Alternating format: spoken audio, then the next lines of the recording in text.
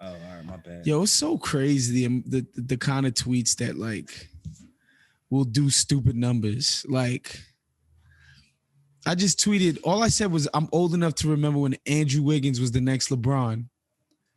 I'm at like 8,000 likes. I'm like, how? This is not even my top 100,000 funniest tweets or dopest tweets. Still funny. Yeah, it's still kind of funny, but like Grace, I laugh. I've said so much crazier shit, and I be hating on your shit. I be hating on your shit, and I was like, yo, that was a good one right there. Like, I was like, yo, let me. You know what I think it is too? I think it's because we had that you had to be there meme this week, so I think people just connected it to that meme. Oh no, exactly. That's why I thought you did it. I was more so thinking like it was driven by that, and I was like, oh, this is good copywriting right here, bro. Fucking Trey Draper, bro. This thing killing me. Yo, you know what's crazy about Wiggins? Yo, I was sick when the Sixers didn't get the #1 pick because all I wanted was Wiggins. That's crazy. That's a sick. And y'all got Embiid instead. It's crazy. Bro, I'll do you one better. I wanted them to pass on Joel Embiid. I wanted Dante. You're Exum. a whack ass GM though. I wanted Dante Exum. I'm not whack. That's the only one out of the process that I got wrong, bro. Was Dante. Wiggins just looked like he just had the craziest bounce. You know what I'm saying? He was cool in college. He was cool, and he had the little baby handle for a 6'8" dude. I was like, yo, this dude's gonna be nice.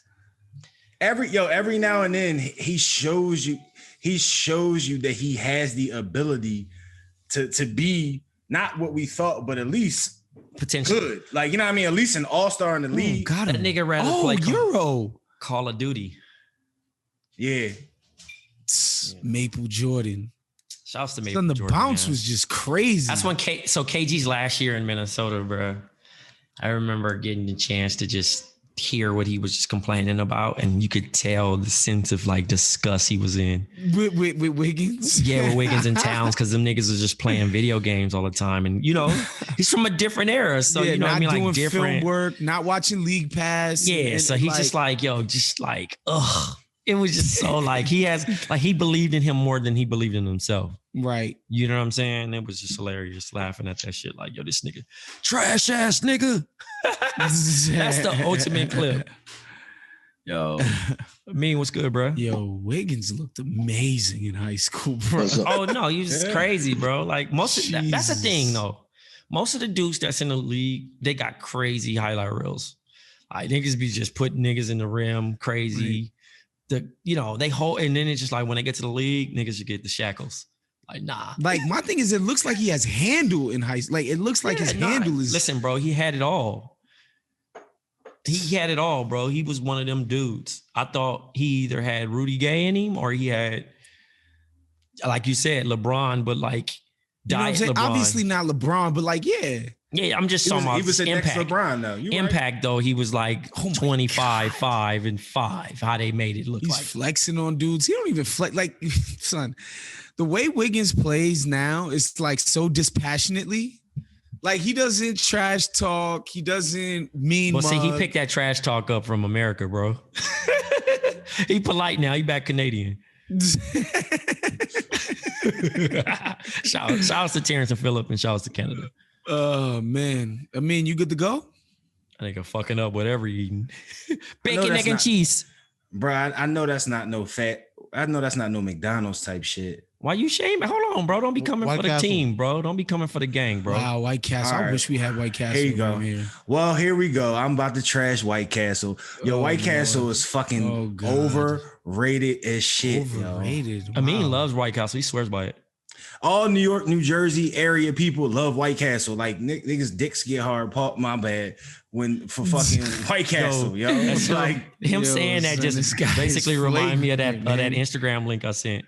This guy is flagrant, man. This guy is another level. This guy. My bad. God, John Gervais, man. Gonna have a late lunch? You know what I'm saying? Like, wow, without accusing you of getting an erection and all kinds of craziness. It's like, yo, my boy. So if White Castle cut you the bag, you're not doing it. Oh, yeah. I mean, Yeah, of course I'm doing it. No, it used to be, it used to be cats. It used to be some homies, right? Just cap the fuck up, right? I'd be like, yo, if K-Swiss cut you the check, you gonna wear them? Man, hell nah, I ain't wearing them ugly shits. And I'm like, quit playing, bro. Oh, if snap. K-Swiss gave you if K-Swift gave you $2 million, K-Swiss, I'm putting them shits on like it's K-Swiss wouldn't have to give me nothing even close to that. Like, I'm gonna say this. There's definitely some NBA dudes who turn down money deals. Like, I'm not talking about millions, but like money deals. Money that they could have got. Or Under Armour or one of these other brands. So, because for Nike, to wear Nikes Idiots. and like a $500 spend at the Nike store. Yeah, no I'm shot. not doing that. or a brand that don't love you back. No shot. I want my money. So Listen, how's that Give work? me, Like, give me the leaning, bruh. oh yeah, I'm give me rocking the them li- Jones. give me the answers. The And shoes. like, you know, I'll sneak my Nikes when I have to. Like when I know I'm not gonna be. Well, when there's some of these smaller ones, They don't even ask you for the exclusivity. Yeah, you say, look, I'll wear all your stuff in any active athletic thing, but when I'm out chilling, I can wear whatever. Give me the 361 on court obviously, deal. The more, yeah, exactly, 360. Give Now me the 361 on court, and I'm busting down anything else. But they starting to get smarter, bro. They're starting to get these sneakers. They're starting to get these sneaker deals and starting to go all designer off court. Let me ask you this though. You rocking the Shaq Jones? If Shaq paying the bread, yes. If Shaq paying, yeah. Bro, I wore Crocs, my nigga. I That's wore real. Air Monarchs, That's real. bro. Yeah. I'm not Listen, rocking the Air Monarchs, dog. Like Toucan Sam says, follow your nose. The hoes still go. Follow your nose. Follow your nose. Listen, you wear what you want to wear. You know that, bro. We've all wore some lame shit and you still been killer. So it don't even matter what you're wearing. It's who you are. We've just kind of elitism material things. You know what I'm saying? Because you imagine a nigga walking around with some fake beats and the shit got a P instead of a B. Nigga might get ragged on, but like Pete's. But if I pay it, the P is for payments. the Pete's by Dre. Niggas is rocking the extra large FUBU leathers. Yo, listen, Pete's man. by Dre, DRAY, by the way. Yeah, shout out to Jerv. Listen, Jerv, anything you naming, bruh, I feel like I got the confidence to rehash the motherfuckers. I tweeted my embarrassment moment of 2002 wearing motherfucking Steve Madden bowling shoes and Diesels, hanging out with 25-year-olds at 16. And niggas was going to the clubs. And that's all they could really get down with. And I went to high school in 11th grade thinking I was really jiggy and acting like I was just a grown nigga. You know what I'm saying? Way ahead of my time. No, wrong. Now, some of the things like what Russell Westbrook wear, nah, you couldn't pay me. You couldn't pay me wear a crop top. Like, I take that back. You could pay me, but it had to be like, it'd be a lot. It wouldn't be no like, here's a G. Of course. Of course. Nah, I'm not rocking a crop top. Here's a rack. Don't spend it all in one place. First of all, how niggas' lives is set up. You're not selling anything out for a G. It's just not. It's just not doing it. Like it's not enough, bro. That's like a nigga saying go sock this nigga for $500. Like I'm not with those consequences, bro. I'm not. It's past that in my life. It's not. We're grateful enough to be able to turn down some money, bro, in that situation. But I would probably do a crop top for 10 racks. You see me out here mad chiz with the two lower abdomens out. Like, yo, your nigga Trey bugging Waz. What happened to that nigga, bro? He out in Soho too long. That's exactly what would happen. I'll be like, the homie just got a check for, or even you gotta wear, like, if you tell me I gotta wear it one time, just one time, like I'll you know what? I'll wear it out. I'll wear it out to like somewhere where there's just a bunch of white people. Because then that won't be questioned. You know what's crazy? Even if you were out with the homies, bro, the homies gonna have jokes. But then listen, I can't go back to the hood. Man, listen, ain't nobody opinion that strong for me. I'm sorry. I done had blonde hair, I done had red hair. I done lost too many bets out here in these streets for niggas determining if I can come back or not. No, I mean I can come back. I just don't want to. Yeah, I've done some bold things. I done some bold things. I did the whole Tiger Woods thing. I'm not rocking. I'm not rocking a crock top. Wait, which Tiger Woods thing did you do? The rolling the ball into the fucking. Waz, were you not on? Oh, is that an off week for Waz? I think that was an off week. I'm just saying, Jerv. I'm like, what? Yeah, you got to clarify. Did you go crazy in Vegas one year? Like, what? Hey. Which Tiger Woods thing are we talking about Side notes, right now? Tiger Woods, man, get well soon, big dog. Yeah, get well soon, big dog. Get well soon. Hope to see you on the link soon. I'll make it real quick. So Easter was the time to get fly, like back in the day. So one Easter, I had my mom. Like we never had Easter before. I had my mom go get me the cleats that like they wasn't his official joints, but like they were the ones he was rocking. So like we just dubbed them the Tiger Woods. So she got me the Tiger Woods cleats. I had the red polo. Wait, hold on. Nigga he did a whole Tiger Woods cosplay, bro. Wait. You bought the spikes and you weren't gonna go to the links? You wasn't gonna go golf? You just bought the spikes just off this nigga was sparking in the middle of the street. He didn't buy the spikes. He didn't buy the spikes to like I was like on some sneakerhead. It's in the box. This is my prize possession. Right. He wore the fit. He wore the fit out, and it was deliberately to emulate with the red polo. With the red polo. I had the red polo, my guy. Did you have the hat to match? Yes, sir. Yes, sir. And you had the gloves in the back pocket, though, my nigga. Yeah, goddamn right, dog. Woods. Yo, no, but wow, the nigga had gloves in his back pocket and he took the bus. Oh, man. I took the. So he in public looking like the fake James Harden and the fake Clay. And you wore this to church? No, I wore this to my sister's crib. So, okay. So when we got there, right, I had golf balls in my pocket. Nah, so she opens the door, right? And I roll the golf balls in the crib, like, oh, look at me, niggas. I got this fly golf. Listen, he wrote that shit. It wasn't had a camera Halloween. On him. Like, you just thought Tiger Woods, like, his swagger was just so crazy that you had to mimic it. Like, I don't understand what was happening with this. I'm heavy in the sneaks. It was the new shit. I was about to come with the sophisticated fly. Wait, hold on. What year was this? Shit, I was in high school still, so. Crazy nigga, right? Like, I don't know, 98? Like 97, 98, something like that. Yeah. Jerv, I've never heard somebody say they wanted to dress like. I've never heard this before, like ever. He thought that man was cool. I've heard people say, "Yo, I picked up golf because of Tiger Woods," but I didn't swing a club his until ESPN, on-course swagger. Yeah, bro. Wow, that's. I was out here. You couldn't tell me I wasn't lit. Lord.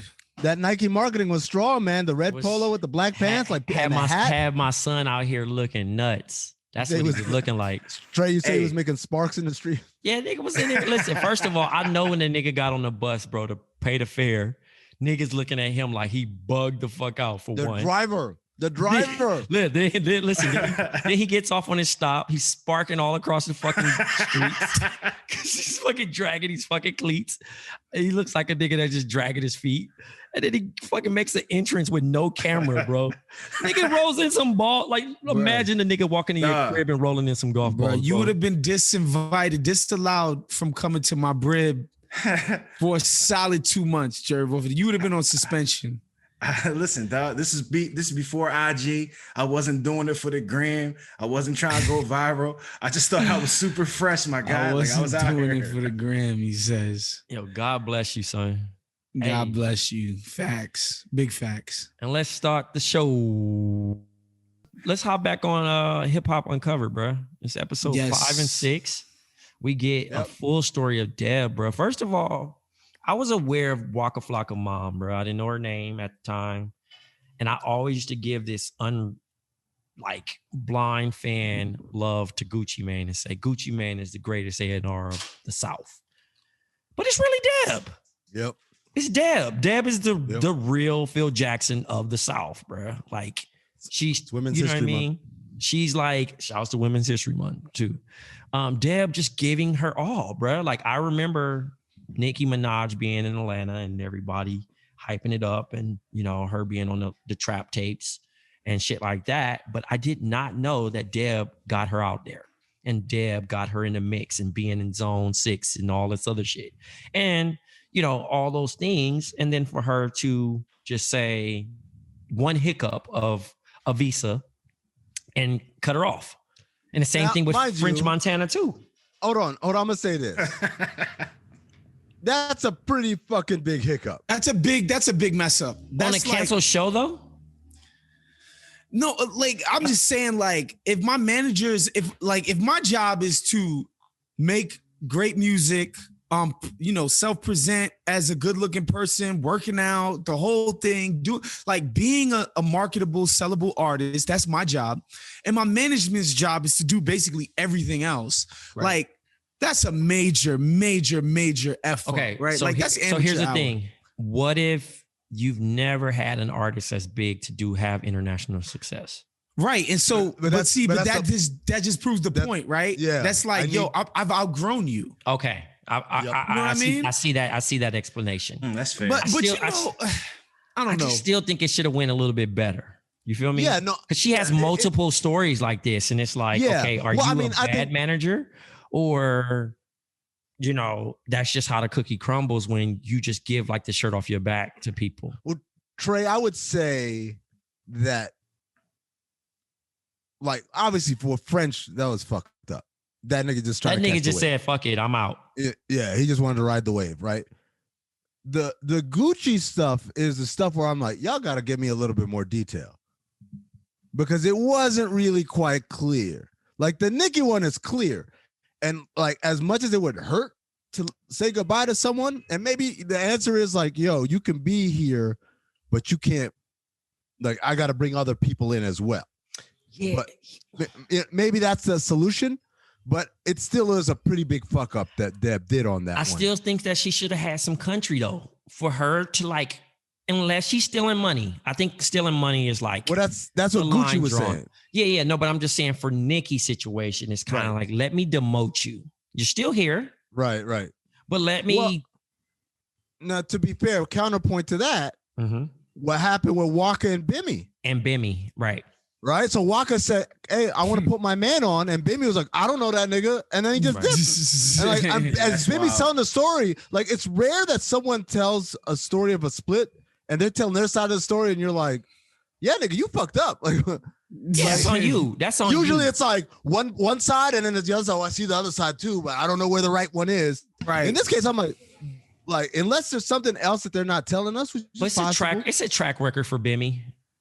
I think, he just reads the signs wrong, bro. I read Bimmy's reaction as an old school, old head type of like, bro, like you just bringing on new cats that I have no relationship with, no nothing. Like that's not how we move. Like we keep the circle small, keep the circle tight.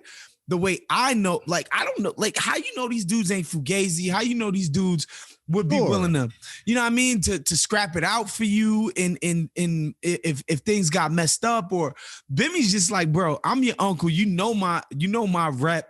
You know what I'm not asking you for bread.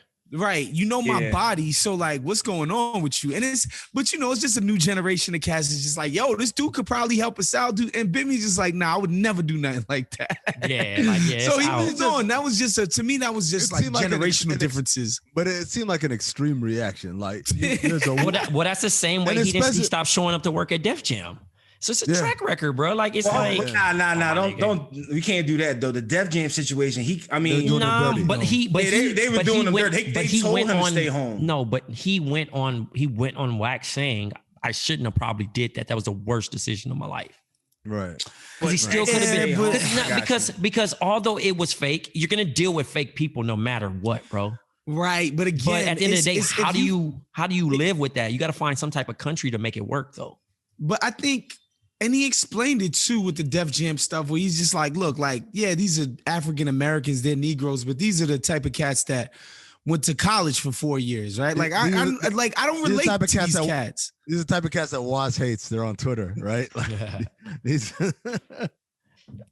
sick niggas. I'm just saying, like, you know, this, like, basically what Bimmy is saying is exactly why I'll never be on Clubhouse.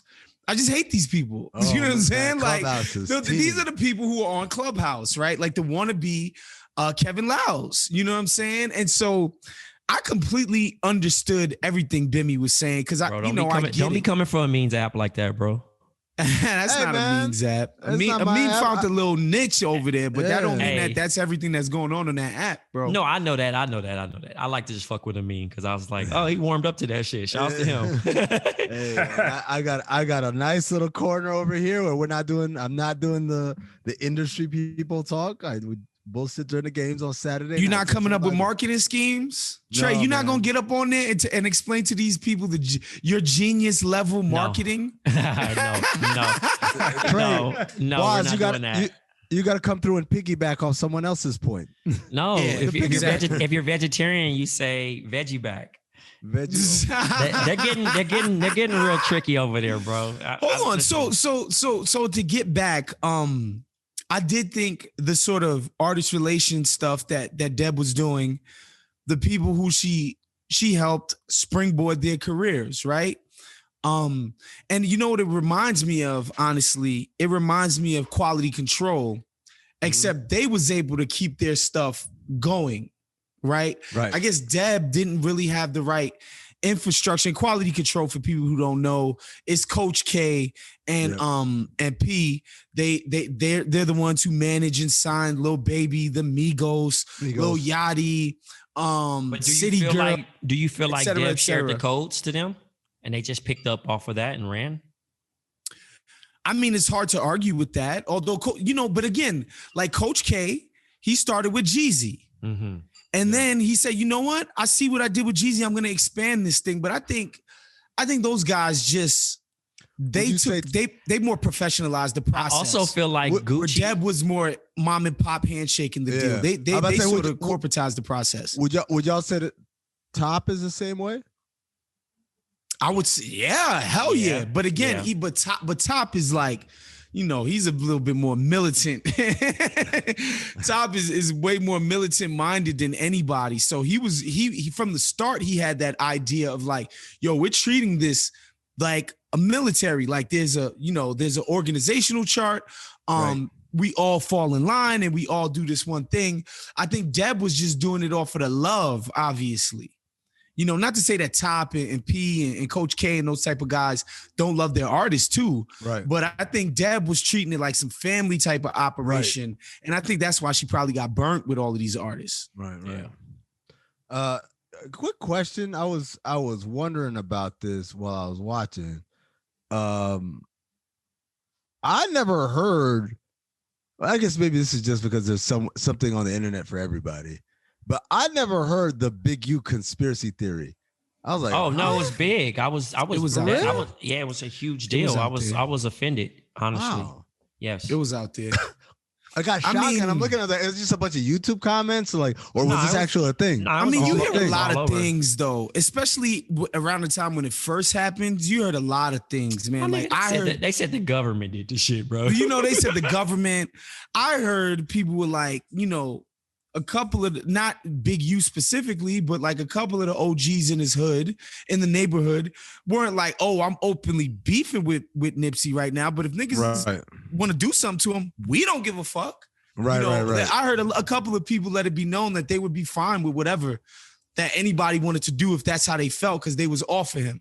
You heard a lot of stuff, especially around the time. Like, how will we really know unless this dude writes a tell-all book or something, or gives Vlad TV an interview one day? Who knows?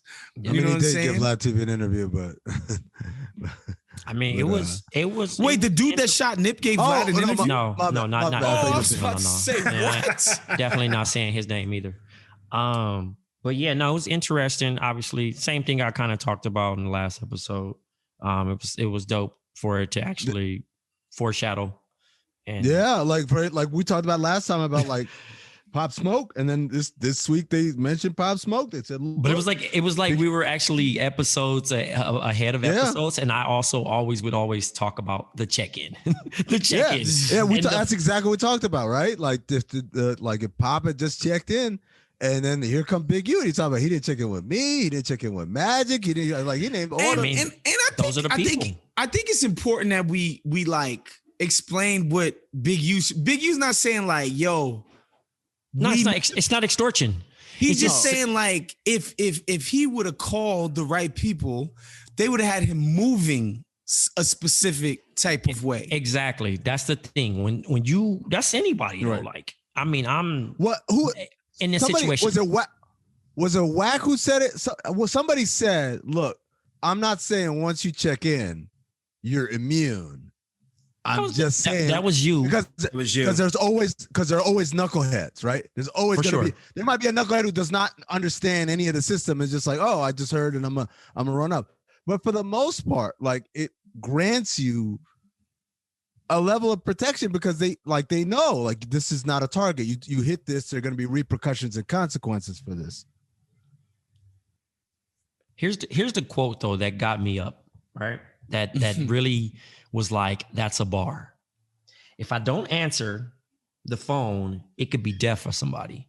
And that's real shit. He said that shit. I was like, damn. But that's real shit.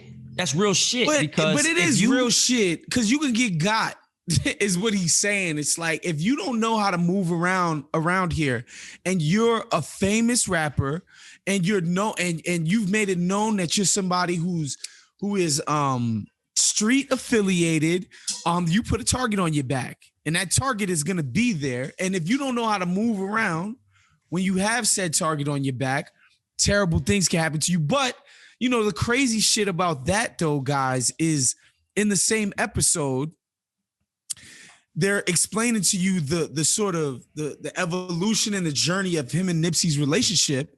And at the time of Nipsey's death, they were eating together. Yeah, you understand what I'm saying? And Nipsey got killed. You know what I'm saying? Yeah. Like, you were eating. This was your business associate at the time of the guy's death. So it's like, at the same point, it's like, all right, even a cosign or a protection can't always protect you. To an extent, a crazy person with a gun can do anything. Like, that's what it was. Like, I'll put it like this, and I hear you on that, Amin, but I don't hear you on that because that's not effective in those rules. The same way I don't know who said it on that doc, but they said you're born to die in the same, pretty much the same process. Like you've made it out to come back. Mm-hmm. And it's kind of hard because in those scenarios, even if Waz was to go get his haircut somewhere and he says, Trey, I'm over here. And I'm like, look, call me if something happened. And he says my name and they go and do a fact check. Right. And it's not validated, then that's a problem. And in this particular situation, yes, no matter what Nip could have did in that situation, as far as his neighborhood, the neighborhood's still going to be the neighborhood. But then also, you still have to be heads up in LA. I'm not sure how it works in New York, but when I come home, right? And I like to think that I'm anointed by the Holy Spirit. I'm gonna say that. Right. I ain't gonna put everybody else, but we don't gotta do I like to say I'm the golden child still, right? But I'm still going to be mindful, and you have to read the walls in LA. That is the key. That is the keys. So when you say, oh, I'm gonna stay here, or I know a girl that I'm seeing, but she stays here, I'm gonna say, that might not, how about meet her mutually somewhere else? Because you're now playing the gamble. And in those situations, people say, Pop made it out of Canarsie and he get to Hollywood. And how could anything happen in Hollywood? No, you created a digital carbon footprint of where you are by the time you land off the tarmac, to the time where you're going to eat, to the time where you're going to shop, to the time of the place. You posted what you say, right? Like, wasn't they and that's the thing, because now I got all day to map out everything of what you've done. You know what I'm saying? And when you think about the wolves out here, it's like, oh, let me zoom in. I know where that is. It's not very hard. And you know the crazy thing too, and I don't want to, Rob, can we please bossa nova this? Because I don't want this to be public, but like, even with, that's what happened, and we can end the bossa nova, but you know, it's crazy the type of things that you hear. You know what I'm saying? Yeah. Like, it's crazy. That's funny. The other quote, other than the one that Trey said, was the Deb when she said, I was raised by OGs. Y'all are raised by IG. I was That like, was yes! That's a fucking bar right there. That was a bar, and I know That was Amin really bars. felt that. That was Whoa, bars. right here, right in That my was chest. I was like, bars. that's right. You That was goddamn that right. was that was definitely a yo. That was from the Bible of Yo Sons. But it made me think about that whole sit down in Dominican Republic where Trick is like saying, I don't give a fuck about the internet, man. I don't pay attention to it. And Haitian Jack is like, no, fuck this. We gotta make an example. Yeah, gotta who be gives these consequences. people the right? Where I'm from, you had to be held accountable for your actions, whether they be digitally or you had to be held accountable for the things that you did, the things that you said, the people who you disrespected. And while I understand, it's just like, dude, like, what can you do when somebody goes on the internet with a Pepe Le Pew avatar? That's why I was like, you can't do I'm anything. like, Trick. Add or dap me. Yeah, that's why I was like, that's why I really respected what Trick said. Is like, okay, and Bimmy too is like, yo, it's way more of them than there are real people. So it's just like, what are you gonna do? You kind of just have to let it We're slide. outnumbered, man. Yeah, because you just gotta, because at the end of the day, their words don't really mean anything. And that's the thing, like, Waz, you know this, our friend Ethan Strauss says this shit all the time. Motherfuckers be apologizing for shit.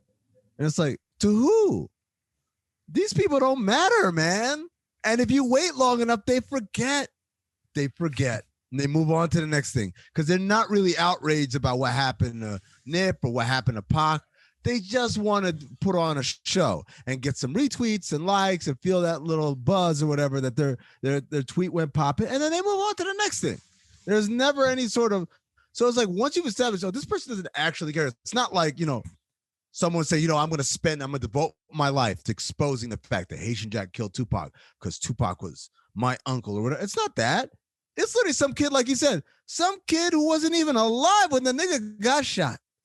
And here's another thing that I think we need to reiterate to people so that they understand the nuances of what we're talking about. Ooh, there are certain rappers who don't have to check in, i.e. Chance the Rapper doesn't have to check in with his 3 hat.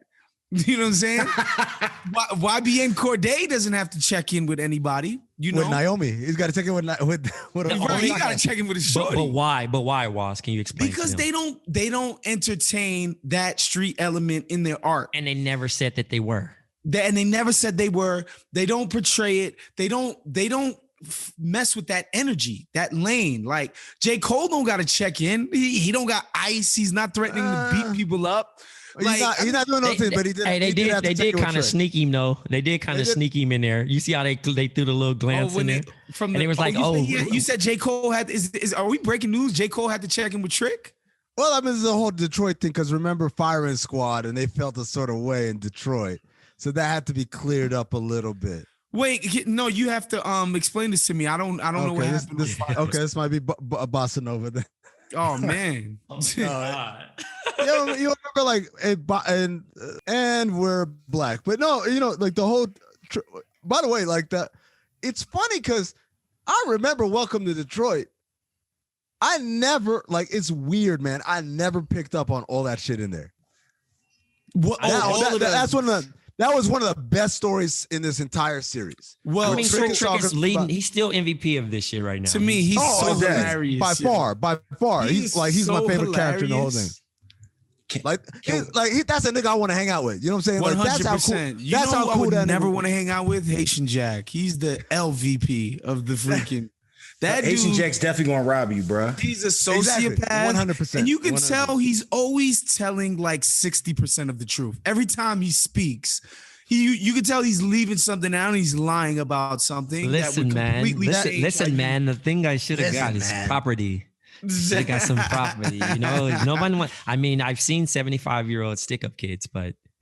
Yeah, I was like, yo, you're still in it, bro. Yeah, son. But no, absolutely. I mean, to get back to what you're saying, when you didn't realize Eminem was like putting on for Detroit like that. But that's the thing. If you were from Detroit, you understood every single word that he was saying, and Trick breaking down the verse for you, like, bro, this man. I don't call 911. I call Trick. Pull up. That's it. I mean. But it's cool. You know what was the cool part about it was to see Trick be so excited, like genuinely excited. He didn't play it cool, like, yeah, that nigga, hell yeah. Like he was like, yo, he's playing this shit for me. Oh shit, he said this. Oh shit, he said that. And then he said, and then there's just instrumental. He said, and that's where you come in. And he was genuinely like touched by that. That was such a cool fucking story. That man. was I good. agree. That was good production too, by the way, where the story's being told and then the video's being shown, and then this motherfucker comes in. I honestly, like, I'm telling you, Amin, I forgot all about. I'm not a lyrics person anyway, so I can't even tell you what song is which. So in this particular situation, when I remember listening to Eminem heavy back then too, but I just was like, welcome to Detroit. And then like it's like you listen to shit, you're like, oh, that was a pretty fucking dope line. And you just move on. You don't realize that, like, no, he's actually telling you about this nigga. Yeah, right. Yeah, facts. I mean, and he also it was like, you don't owe me nothing. You know, this is whatever you need. That's the best way to do it. It's like, look, my nigga, I'm gonna put you in a position. So shouts to Eminem, first of all, because he put him in a position to get his feet off, get back on his feet without actually handing him money. It was like, this is equity, my nigga. Right. Make it work. Yeah. Make it work. Yeah. I got the biggest fan base. Just write some rhyme. Oh my God. Can you imagine? That would be like if, like, I don't know, like the Joe Rogan podcast is just like, shout out to BOMM. Like, that's crazy, man. Like the numbers are crazy for him. Like that's like you said, Trey. Like this shit'll feed you for life. So, like Trick. Yeah. He's good. He's good. So I do have a couple of. And my nigga a doctor now. Shout out to him. Yo, son, dignitaries from the UN. It was crazy. My nigga had the fresh hairline and everything. I was crying, laughing. He looked like that nigga looked like Rick Mahorn, dog. I was fucking crying. Yo, was that Andre Drummond in the corner? Nah, that was his brother. That's crazy. I'm about to say, Bull looked just like Andre Drummond. I know it wasn't Rick Mahorn. All right. I have a question. You know, I gotta ask y'all because I know y'all caught it too. When Big U was talking about him and Nip having a falling out over the equipment or whatever, and he said, "Yo, I caught this dude trying to have a diss record about Big U and had to come see about this dude or whatever." And then he said, "Yo."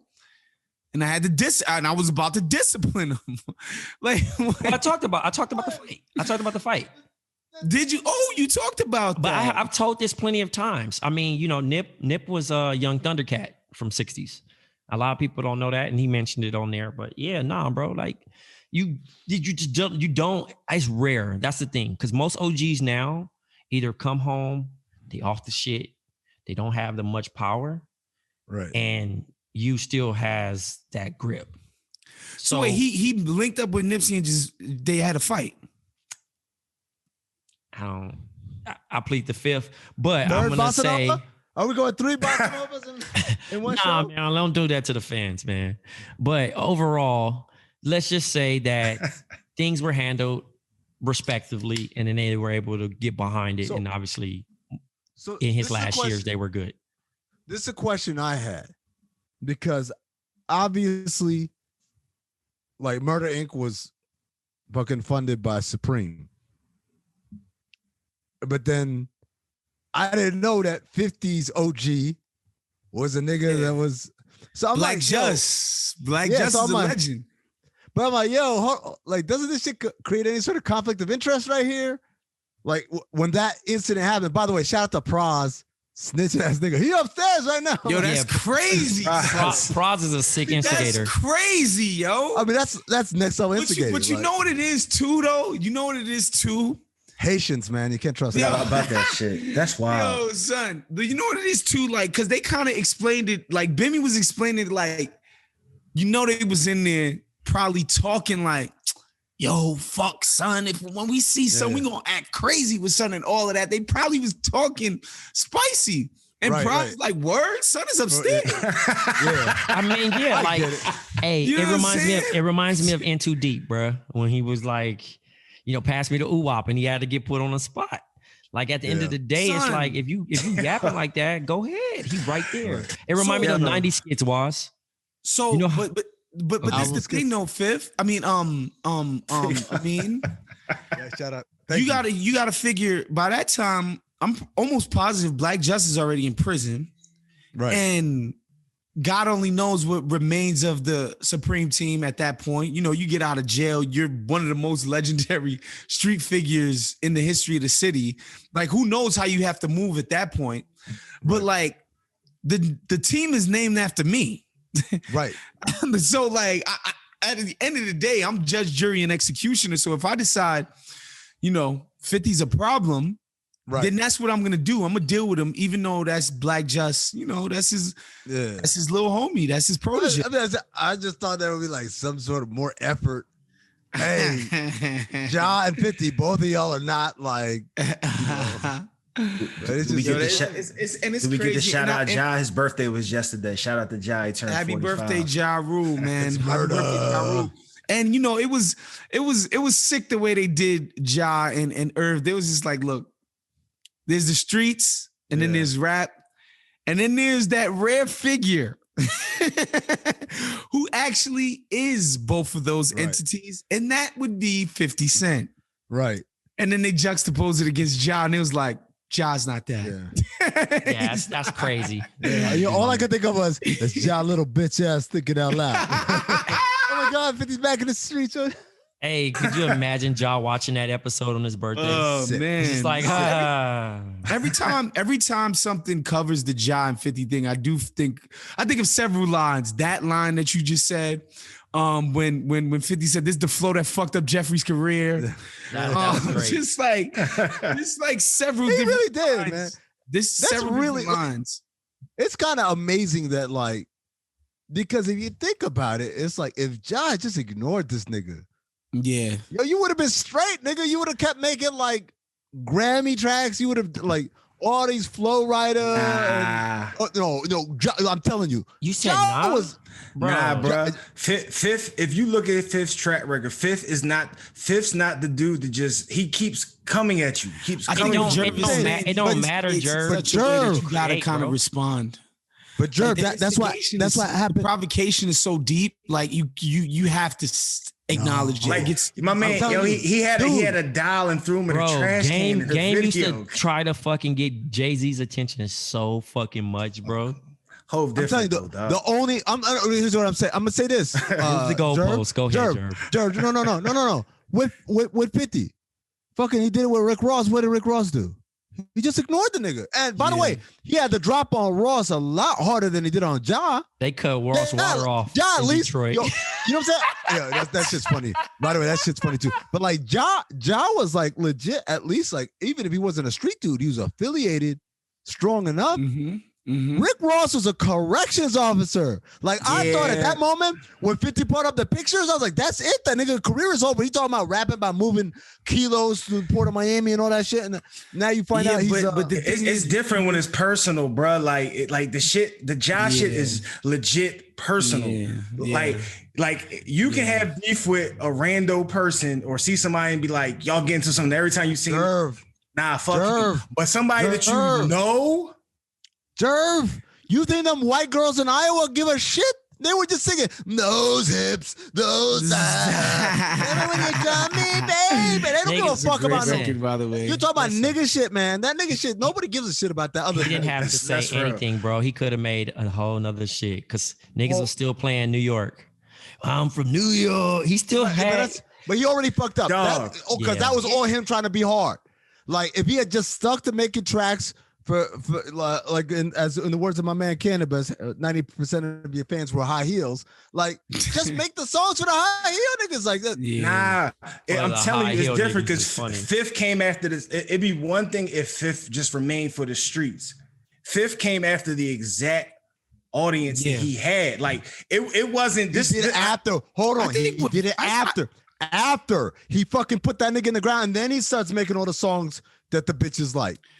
No. That's not what Jerv is saying. I think what Jerv is saying is that 50 becomes so ubiquitous. It no longer becomes just a street thing that people who bought DJ Clue tapes understood. It became a mainstream. Everybody knew. It wasn't. Like, it wasn't mainstream. I'm telling you, really it wasn't think that, man? You don't think that was mainstream? I'm telling you, TRL did not know TRL. He was after that shit. Like by the time Get Rich or Die Trying came out. he had already hit the upper hand because Ja Rule came out with Clapback and that shit was awful. Like if that nigga had just made another song with goddamn Jennifer Lopez. Sadly, I liked Clapback. No, I was a fan of Clapback too. No, you too. Clapback B was cool. What's the joint he did with Lil Wayne that I thought was kind of? I was just about to say, that's one of the illest things ever. Ja drops that shit with Lil Wayne. It rolls. He talks shit to Fifth. Fifth says, "All right, fuck it. I'm gonna drop. I get money." Niggas don't even know the name of that song anymore. You just proved it. You don't even know the name of that song. I'm gonna tell y'all right now, man. I'm gonna stream some Ja Rule today. If he does not get into those waters, that's the name of the record. It's a good song too. It's a hell of a song, but then I Get Money comes out and no one listens to it ever again. Like 50 diss him, he should have gone out and made a track with Celine Dion. 50 diss him again, Mandy Moore, where you at? I'm just take the Nelly route. But it's a different era, bro. But it's a different era. Like, no. But it is a different era. That's a different era of hip hop. Jerv, that nigga Nelly dissed KRS-One and went and made a country album. Yeah, man. Over and over again. Now, I don't know. Hey, I just think it was not this. Yeah, you think it's mainstream, but again, TRL did not know any of that shit, man. Ja Rule should have followed Nelly's blueprint, bro. My nigga Dancing on the Stars. He's still out here relevant. Still, nigga. Ja Rule got in on the GameStop wave, so you know. Oh my God! Right. On that note, I do want to get to Snowfall season 4. We're on 4. Season 4 debuted. It's on FX. It's on Hulu. If you don't have if you're a cord cutter, it's on Hulu the next day. The first 2 episodes dropped. They did a nice 2-hour little thing, much to Jerv's chagrin. I fucking love that show, but I'm gonna tell you right now, my confidence for the first time wavered with this nigga doing the whole like I'll set the 2 sides up. I'm like, okay, this is a little. There's no way he's walking into this dude apartment, handing him his gun, and then going back and convincing these other dudes to do this. Like, that just doesn't seem. It seems like some very TV. Are you getting some power whiffs? He's getting power vibes. Don't do that. No, don't do. I wasn't mad. I was not mad at this though. I'm trying to give Franklin the benefit of the doubt of his street smarts, bro. It was a good. By the way, Scully. You know who Scully looked like? Jerv, you might be the only nigga who knows this nigga. You know Chandel in Miami. Chandel Richards. You know what I'm talking about. He used to be with us. He used to be an athletic. Yeah. Now. Yeah. Chandel, he covers the Miami Heat. That nigga Scully look exactly like Chandel. Wow. Chandel's my nigga, man. Yeah, hey Trey, let me ask you this. I mean, you may know the answer to this, or y'all all may know the answer to this. I know that when this show started out, it was supposed to be generally based on Freeway Ricky Ross, right? Right. We're past that point right now, right? Like this is just the creative minds of the I think the directors and shit now. I think it's flowing the boat, but it's staying to the timeline because we approaching the 90s soon. You feel me? Okay. We getting to that point of like the 91s. You know, niggas is getting Tech 9s because this is honestly, this is like I feel like nigga Franklin's being my dad. My nigga having the Tech 9 plug. He's the first nigga to have a fucking Tech 9 with a beam, nigga, in 91. You feel me? And he got that. Dad? My dad in Compton. Oh, wow. Shit. Yeah. And that's the first time like they got some random ass tip from like, oh, this is an army base that we found these guns. How do you find them in Compton, nigga? You know what I'm saying? Like guns that, that Rambo had, bro. And that's when the violence increased. Shit that the government got. You know what I'm saying? Because the violence increased. My nigga, at first it was just handguns, and now you got semi-automatics and shit like that, and niggas is doing. Yeah, it went from revolvers to fucking emptying clips and shit. It went crazy. By the way, I said for Franklin, that gotta be the worst goddamn situation to be in. Like on the one hand, Man Boy is just the shystiest nigga. I don't trust this nigga. Every time he talk, this nigga's lying. I just feel like that. Yeah. On the other hand, Scully just fucking crazy. That nigga scares me, man. So I'm trying to see them in their outside of their other roles, right? Because when I see Man Boy, I see the Vine nigga, and then shit, what Vine? He's the Vine nigga. He used to do Vines. Oh, yeah. He used to do skits, yeah. And then I'm seeing Stacy. and I'm trying to take Stacy to that extreme. Who's Stacy from what you call the wood? Who's Stacy from the wood in the show? Are you kidding me? You trolling right now. No, for real. Man, you're bugging, bro. I'm for real. Who's Stacy? Scully and Stacy? Yeah. This is big. What the fuck happened to him? I mean, it's like that was like 20 years ago, bro. Like time Damn. I mean, life, my nigga. I mean, yeah, life, man. He's eating good, bro. Damn. So yes, that's crazy that you didn't recognize him. His name is DeAndre Bonds. Shouts to DeAndre Bonds, bro. And I love the side by side picture. Is he from LA? He is, and he's a sicko. I love him, bro. I'm about to say, why he just didn't kill Man Boy?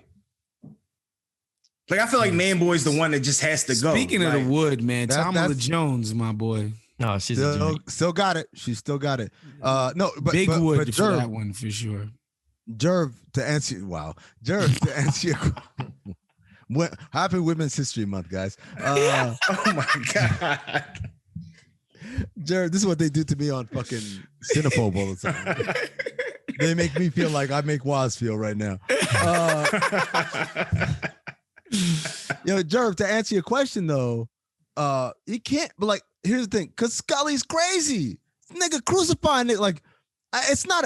It's hardly an easy. Amin, please tell me you wrote down that line what that nigga said in the church.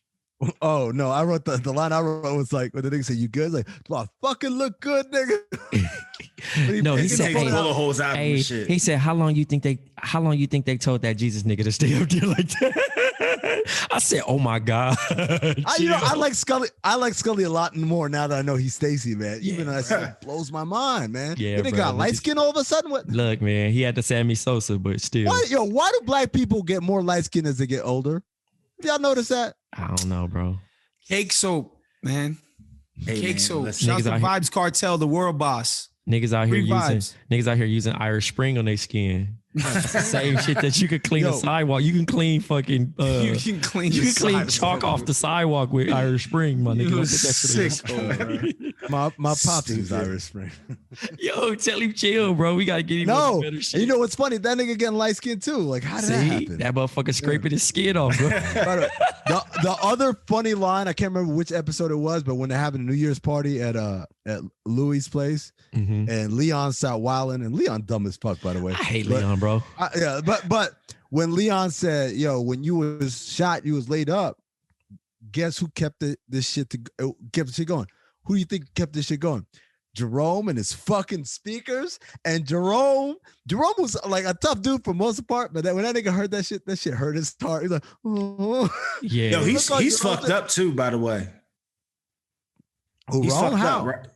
I mean, I think he's the old head. Yeah, like he's the old head that saw it be this one way, and now he's seeing this next generation come up. He already didn't want to get into the dope game. No, that's a game. That's a game that moment right there where that nigga shot the dude and like is now freaking out. That's the game passing him by because he had a shot on Man Boy, and it goes back to he didn't trying to kill Man Boy, they're trying to kill Scully. No, they just needed somebody to die. They would prefer for it to be Scully. Yeah, you think that was a plan? I think the plan was one of these niggas is gonna die, and then we're gonna roll with the other one. Yeah. Nah, man. Because I mean, when they first talk about it, they were like everyone was on the opposite side. Someone is Scully and someone is Man Boy. Unless I'm tripping. You know they were, but obviously he didn't follow Louis' advice. Louis told him at least Scully stays in his lane. Man Boy shiesty, but he didn't listen to her because they ended up setting up Scully. Remember, let's just assume that Man Boy does die. You think Scully would be like, all right, cool, thanks for hooking that up? He's like, no, nigga, you ambushed me. You told me to show up somewhere, and then people popped out of containers and shot my ass, you know? So like, no, man, like it definitely was. They chose to side with Man Boy, and that shit fucked up. And it's funny to see Franklin look shook as fuck, because he know that nigga Scully is crazy, man. But going back to what I was talking about Jerome, it's funny because it's the shit that Big U kind of was talking about in Hip Hop Uncovered, where it's like, we scrappers. And then one day that shit just escalated. And it's like, now in Big U's case, that nigga just kept up. But you could see Jerome be like, yo, this is a level of hood shit that. Well, yeah, no, that's the whole shit of the 90s now versus current. You can't, if an OG gets out of the jail, right? He gonna think he gonna get a head up. He gonna think he gonna be able, I've been lifting, I knocked this little nigga out. The little nigga just gonna shoot you. It's over. It's not, so it's beyond, it's out your hands because you used to have that grip where you can debo niggas and be like, all right, and grab a nigga by his collar and a nigga scared to death off of his hands. Right. But everybody got guns, nigga. Niggas, everybody is jumping niggas. They Robert Pack, bro. Nigga out here is different. It's a different type of grind. So like how you mentioned it, he's watching the game evolve. Like you can't talk to Leon a certain way, like how he used to, because a nigga would scare him. And it's like, nah, at this point, I got heat. He got a heat. He got a heat. And the cost of life means nothing now. Right. So that's anyways, crazy. It is crazy. We're watching Snowfall all season long. We're going to do this shit every week. We're going to talk about it. One last thing to get to here on the show, guys. Soul of a Nation. It's coming out. It'll be out Wednesday night. Tuesday. Tuesday. So it'll come out. You're listening to it today. To our podcast today. Soul of a Nation comes out tonight on ABC. This is really cool. And you know what? I'm glad about? I'm glad they made it come out in March. Because it would have been cliche. It would have been super cliche to have it come out in August. But they made it come out in August. My fault. I don't know. In February. August. February. Damn, I'm tripping. But it comes out March 2nd, tonight, March 2nd. It'll be on ABC. Check your local listings about this. And obviously they're talking about the Black experience and, through music and culture and all the different ways. Do you guys get a chance to see the trailer? Yeah. Hey, our boy Justin Tinsley got to add in on that, man. Yeah, he did. Shout out to Tins. Yeah, man. I mean, there's some great names, and obviously, I can't wait to fire it up, and break it down. But it's definitely timely. I'm glad that you mentioned that. Not being in February because it's just a lot of shit going on anyway, and for it to be an extension. I feel like it's an extension of the content that we need solely. We don't get it because if you roll out something and say, "Oh, I'm only doing it for Black History Month," then what about March? Then what about April? I would prefer more content to be rolled out in these months that don't represent Black History Month. And I think ABC is doing a good job with it, and I'm looking forward to it and us covering it. Yeah, and I think the dopest part in which they're putting in the advertising copy tray is this is by Black creatives. And so, what that says to me is that the lens that we view that this program is shot through is going to have some type of layers and some type of texture and context, right? Like it's not just going to be haphazardly done. Not to say that there aren't white people who don't do great work as it pertains to Black history and Black contributions, but when you got Black people giving it the proper care and attention, I get excited for stuff like that. You know what I'm saying? So that's probably my favorite part about what's happening with this program. And Jerv, I think you're gonna like it, bro. I'm locked in, bro. I'm locked in. I'm ready to go. I'm gonna tell you the other thing is that it's 6 episodes, right? It's not like, hey, we did this 1 hour special in February for Black people. There you go. You're welcome. All right. Take away all the Black shit. It's March now. Like 6 episodes, like they're going to allow this content to breathe. And I think that's a big part of entertainment right now is allowing shit to breathe. There's a reason why TV and TV series, whether they're on traditional linear channels or on streaming services like Netflix or Amazon, it's why they're overtaking movies as the number one kind of form of entertainment. Because man, when you make a 10 episode or a 6 episodic thing the episodes are 40 minutes to an hour long, you get the content to breathe. We ain't got to rush anything. We ain't got to gloss over anything. We can give it its just due to explain things with all the nuance that needs to happen. So shout out to Soul of a Nation coming out on ABC. Again, March 2nd. That's tonight. If you're listening to this podcast, be on the lookout for that. We'll talk about it also next week when we can have a chance. Or actually, you know what? You know what we should do, guys? Let's do a recap for this thing. I'm with that. Yeah, I love that. I love that idea. I feel like because we all know that if y'all don't know, obviously Wednesday service is taking a little hiatus. Shout out to Naima, shout out to Karan, and they're doing a little kind of regrouping and stuff. So what we'll do is this. How about tomorrow we watch this and then let's record right after it and drop it on Wednesday on the BOMM network. So you guys will hear us, you'll hear our thoughts. You know what? Might hit up Naima, might hit up B, see if they want to be down to watch this and record with us, because I think this is something actually that'll be really dope for the different voices across the network to like weigh in and chime in on. This is important, man. I think it's important for us. And you guys know I talk about this all the time about my struggle. Like I want to support Black art and Black culture, but a lot of times it comes in the form of something I just can't respect. You know, I know. Look, let's be real, man. Like it's facts. I'm gonna name names like Tyler Perry, fucking shit. I just don't respect that I can't. Content.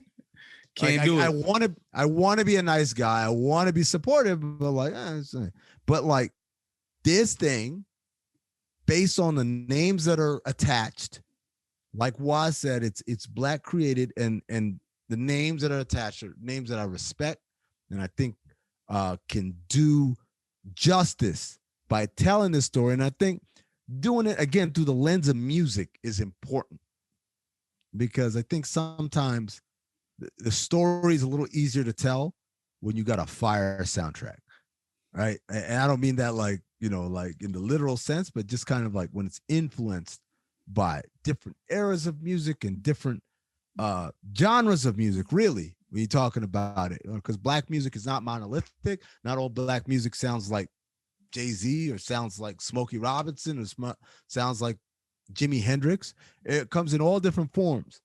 And so we got an opportunity here to listen to a story told through music about the Black experience. And man, I can't stress it enough. ABC, March 2nd, check your local listings, watch it. We're going to watch it. We're going to record it. And Wednesday, we're going to recap it for all y'all.